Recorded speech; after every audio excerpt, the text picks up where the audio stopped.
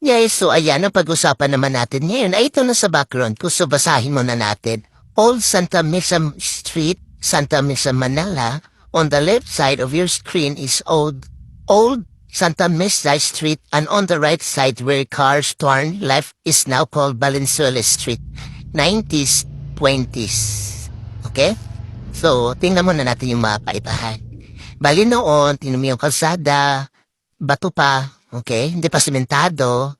Tapos wala pa masyadong, tawag dyan, mga wire.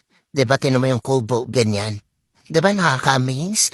Ang sarap ng buhay ng ganyan kasi, diba, pag maglalakad ka, ang presko ng hangin. Diba, tapos yung maririnig mo dyan, mga huni ng ibon, tumadaan. Kalaban mo lang dyan, init din, okay? Init din naman. Kasi kahit naman may mga puno dyan, may part pa rin talaga na, tawag dyan, init. Pero, kahit pa paano may mga puno. Okay? So, ayan. Dito naman sa baba, simentado na siya, 920s na. Simentado na siya, may marami ng kuryente, nawala na yung puno. Ang dami ng sasakyan, ang dami ng dumadaan, diba? So, ang laki ng pinagbago nila, no? After ilang decades, parang ang bilis ng develop, no? Siguro nung araw, pagka pumupunta dyan or pupunta sa madaan na yan, siguro yung kung wala pang sasakyan, kabayo, di ba? Kabayo, palabaw, yung mga sasakyan papunta dun sa lugar na gusto mo, di ba? Kaya mabenta yung kalisa nung araw kasi di ba yun lang yung sabi natin, ano talaga, affordable price nung panahon. O kasi nga, di ba kahit naman nung panahon, kahit mababa yung bilihin, napakahirap kitain yung pera. Diba? Kasi, nung araw, sabi lang natin, diba may nakikita tayong tres na bigas? Diba? Pero, kahit tres yung bigas, ang hirap nung araw. Ang hirap din ng panahon na yun. Nakikita natin ngayon, parang wala mura ng bigas noon. Noon kasi yun, so mahirap talaga yung buhay din noon, diba?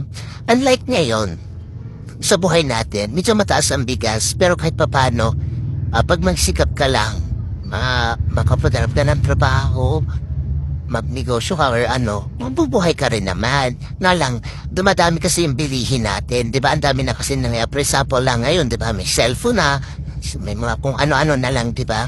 So, yung diskarte na lang. Unlike noon, mahirap lang ang buhay noon. Kasi yung, tawag dyan, transportations, walang internet, wala lahat. Parang, di ba naalala ko nga dati, magsusulat-sulat ka lang, tapos send mo ganon. Napakasimple lang nun. Pero, malaking bagay ito nun. Parang lang makapagsulat din tayo sa mga mahal natin sa buhay, diba?